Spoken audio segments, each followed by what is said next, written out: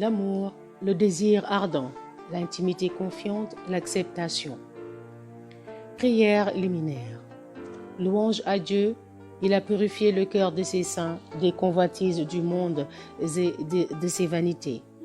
Il a affranchi leurs pensées secrètes de tout ce qui est en dehors de sa présence.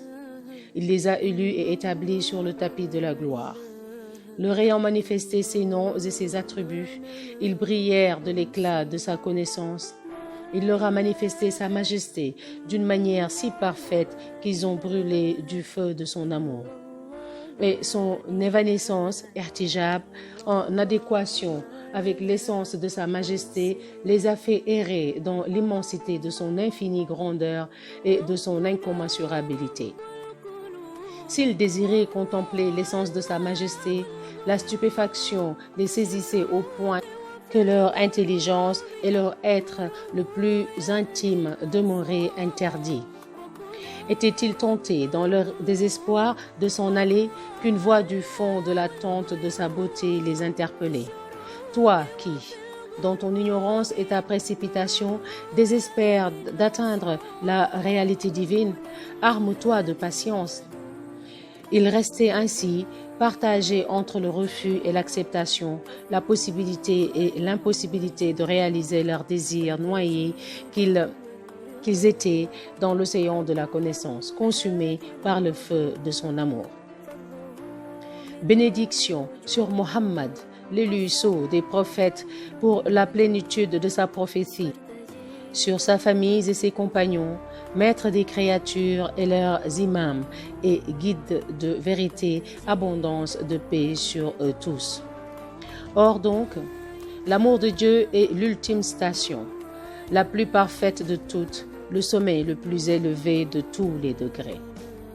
Toutes les stations qui suivent celle de l'amour en procèdent et s'y rattachent d'une façon ou d'une autre. C'est le cas du désir ardent, shawq, de l'intimité confiante, uns, de l'acceptation du décret rida et de tout ce qui s'y rapporte. De même, toutes les stations qui précèdent celle de l'amour sont un prélude à celle-ci. Ainsi, en est-il du repentir, tauba, de la constance, sabre, de l'ascèse, zuhd, etc. Quant aux autres stations, le cœur des hommes n'hésite pas à croire qu'y parvenir, nonobstant la difficulté, demeure chose possible. Mais il est difficile de trouver des hommes qui croient en l'amour de Dieu. Qui plus est, certains doctes ont été jusqu'à en nier l'existence. Aimer Dieu, disent-ils, n'a d'autre sens que celui de persévérer dans l'obéissance à Dieu. Quant à l'amour, mahabba, cela est proprement impossible, à moins qu'il ne s'agisse d'êtres semblables et de même espèce. En niant l'amour de Dieu, ils nièrent conséquemment l'intimité confiante, uns, le désir ardent, shawq, la douceur de l'oraison, munajat, et tout ce qui a trait à l'amour ou qui en découle. Il nous faut absolument faire la lumière sur cette question. Nous allons rapporter dans ce livre les textes qu'on trouve dans la loi révélée sur l'amour et on parlera de la nature de l'amour, de ses causes. On montrera que seul Dieu est digne d'être aimé et que le plaisir suprême réside dans la contemplation de sa face. On s'interrogera sur les raisons qui font que le plaisir de contempler la face de Dieu dans l'au-delà déborde la connaissance que nous pouvons en avoir ici-bas. On s'interrogera aussi sur tout ce qui peut nous conforter dans notre amour de Dieu, sur les raisons qui font que les hommes se différencient entre eux au niveau de l'amour, sur les raisons qui font que nos facultés sont incapables de connaître Dieu et sur la nature du désir ardent, shawq. Nous traiterons de l'amour de Dieu pour les hommes, nous parlerons des critères de l'amour de l'homme pour Dieu. Nous parlerons ensuite de la nature de l'intimité confiante, uns, de la nature de joie qu'on trouve dans cette intimité. Nous parlerons de la nature de l'acceptation du décret, rida, de son excellence et de sa réalité. Nous montrerons que l'invocation dua, l'horreur du péché, la fuite du péché ne s'oppose pas à l'acceptation du décret Rida. On donnera un florilège des récits et de propos tenus par les aspirants de l'amour de Dieu. Telle sera la matière de ce livre. Texte de la loi révélé qui traite de l'amour du serviteur pour Dieu, qu'il soit exalté. Sache que la communauté unanime affirme que l'amour de Dieu et du prophète est une obligation farde. Mais comment obliger les fidèles à faire quelque chose qui n'existe pas? Et comment peut-on expliquer l'amour par l'obéissance alors que l'obéissance découle de l'amour et un est le fruit? L'amour est nécessairement premier et l'on n'obéira que parce que l'on aimera. Cet amour est attesté par la parole suivante de Dieu qui dit « Il les aimera et ils l'aimeront » Sourate 5, verset 54. Et ailleurs, « Or, ceux qui ont cru ont pour Dieu un bien plus grand amour » Sourate 2, verset 165. Il y a là une preuve que l'amour existe bien et qu'il y a au plan de l'amour une différence entre les êtres. Dans de nombreux propos, l'envoyé de Dieu, sallallahu alayhi wa sallam, a fait de l'amour de Dieu une condition essentielle de la foi. Ainsi, Abu Razin al-Aqili lui demanda « Ô envoyé de Dieu, qu'est-ce que la foi ?» Il lui répondit « Tu aimeras Dieu et son prophète par-dessus tout. » Dans un autre hadith, il est reporté ce qui suit. Il n'y a pas de foi si l'on n'aime pas Dieu et son prophète par-dessus tout. Et ailleurs, pour croire, il faudra m'aimer plus que ses parents, ses biens, plus que toute autre créature sur terre. Et certains textes ajoutent « et plus que soi-même ».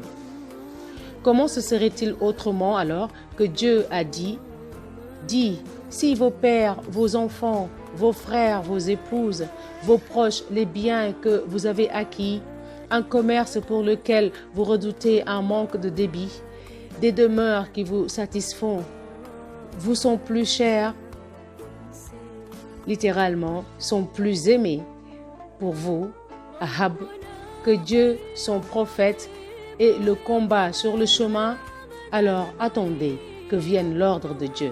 Certes, Dieu ne guide pas les pervers.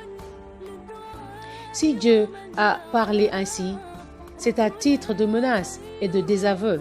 Le prophète a recommandé d'aimer lorsqu'il a dit « Vous aimerez Dieu pour toutes les grâces qu'il vous accorde et vous m'aimerez pour l'amour dont il me gratifie. » Quelqu'un dit un jour « Ô envoyé de Dieu, je t'aime. Prépare-toi à être pauvre, lui dit-il. »« Mais j'aime Dieu, répartit l'autre. Prépare-toi à subir les épreuves, lui rétorqua-t-il.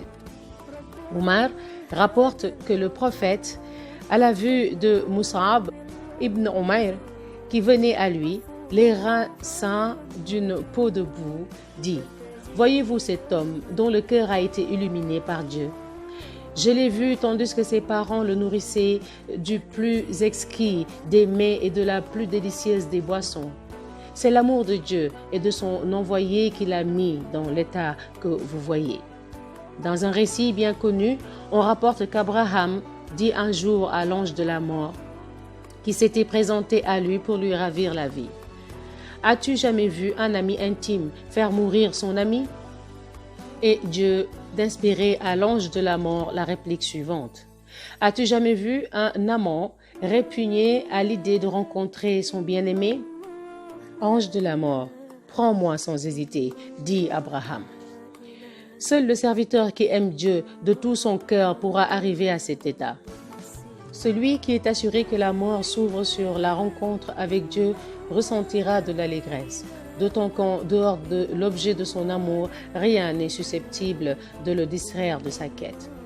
Notre prophète sallallahu alayhi wa sallam a dit un jour dans son invocation, « Seigneur, accorde-moi de t'aimer, d'aimer ceux que tu aimes, d'aimer tout ce qui me rapproche de ton amour, et fais en sorte que t'aimer me soit plus doux que l'eau fraîche à ma bouche. » Un bédouin vint voir un jour le prophète et lui dit, « Ô envoyé de Dieu, À quand l'heure dernière?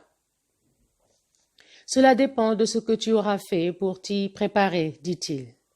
Je n'ai fait ni longue prière, ni moult jeûnes. Je me suis contenté d'aimer Dieu et son envoyé.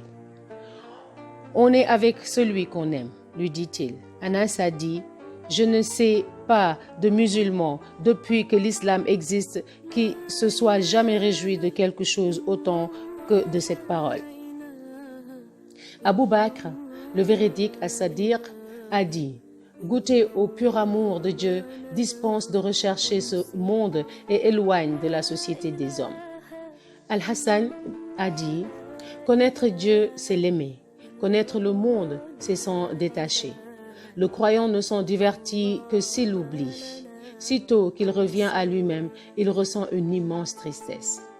On raconte que Jésus, alayhi salam, rencontra un jour 3 hommes, hâves et pâles. Il leur dit, « Qu'est-ce qui vous a mis dans cet état ?»« La peur de la Guéhenne, dirent-ils. »« Seul Dieu peut rassurer ceux qui ont peur, leur dit Jésus. » Plus loin, il rencontra 3 autres encore, plus hâves et plus pâles que les premiers. Il leur dit, « Qu'est-ce qui vous a mis dans cet état ?»« Le désir ardent du paradis, dirent-ils. »« Dieu seul, répondit Jésus, peut répondre à votre attente. » Plus loin encore, il rencontra 3 hommes qui étaient plus hâves et plus pâles que les précédents et dont le visage était illuminé. Il leur demanda, « Qu'est-ce qui vous a mis dans cet état ?»« L'amour de Dieu, dirent-ils. »« Ah, s'exclama-t-il, ceux qui sont les rapprochés, les rapprochés, les rapprochés. » Abdel Wahid ibn Zayd a dit, « Je rencontrai un homme dans la neige. Je lui demandai, « Ne sens-tu pas froid ?» Celui qu'occupe l'amour de Dieu, dit-il, est sensible au froid. On rapporte ces paroles de Sariya Sakati. Les différentes communautés seront appelées au jour du jugement dernier avec leurs prophètes et il leur sera dit, « Ô vous communautés de Moïse, ô vous communautés de Jésus, ô vous communautés de Muhammad. » Ceux qui aiment Dieu seront appelés les saints de Dieu et on leur dira, « Venez à Dieu. » Leurs cœurs battront alors de joie à tout rompre. Harim ibn Hayyan a dit, « C'est dans la mesure où le croyant connaît Dieu qu'il l'aime. Son amour le conduira à lui. Et dans la mesure où il sera sensible à la douceur de cette marche vers lui, il n'aura plus de convoitise pour cette vie et n'aura plus de regard languissant pour la vie dernière. Cette douceur lui vaudra des préjudices en ce monde et le repos dans l'autre. » Yahya ibn Mu'adh a dit, « S'il noie les péchés dans son pardon, que dire de son contentement, Rida? Et si son contentement comble les espoirs, que sera-ce de son amour? Et si son amour remplit l'esprit de stupéfaction, que dire de son affection, Woud? Et si son affection efface le souvenir de ce qui est en dehors de lui, que dire de sa grâce, Lutf?